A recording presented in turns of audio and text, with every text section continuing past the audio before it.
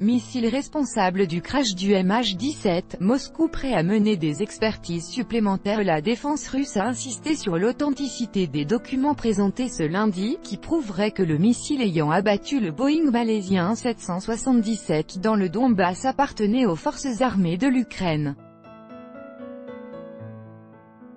Le ministère s'est également dit prêt à mener des expertises supplémentaires sur ces documents si le groupe conjoint de l'enquête le désirait. Le ministère russe de la Défense a réaffirmé l'authenticité des documents concernant le missile responsable du crash du Boeing 777 dans le sud-est de l'Ukraine en juillet 2014. L'authenticité des documents publiés ne soulève aucun doute. Lors du briefing, les documents originaux ont été présentés au grand public. En cas de demande de la part du groupe conjoint de l'enquête, la possibilité d'un examen supplémentaire sera envisagée, indique le communiqué du ministère. Rappelons que le ministère russe de la Défense a réussi à établir le numéro du missile grâce à ces fragments contenant des numéros du moteur et de la tuyère propulsive. Ainsi, le missile impliqué dans le crash de l'avion aurait été fabriqué dans l'usine soviétique de Dolgoprouny en 1986, après quoi il a été livré à l'Ukraine et n'a jamais été retransporté en Russie.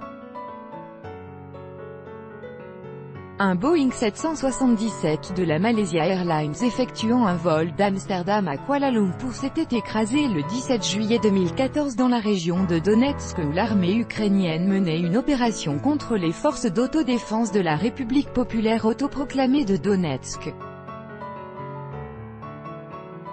Les 298 personnes se trouvant à bord de l'appareil avaient péri dans le crash.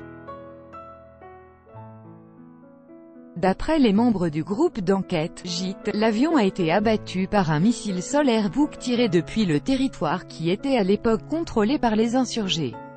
Le JIT étudie les données fournies principalement par l'Ukraine et le groupe international d'experts et de journalistes en ligne Bellingcat qui collecte et analyse des informations sur les réseaux sociaux. Bellingcat affirme qu'un système de missiles Buk aurait été introduit dans le Donbass par des militaires russes et en aurait été évacué après le crash. Les spécialistes ont plusieurs fois qualifié la méthode d'enquête du groupe Bellingcat d'amateurisme et mis en doute ses conclusions.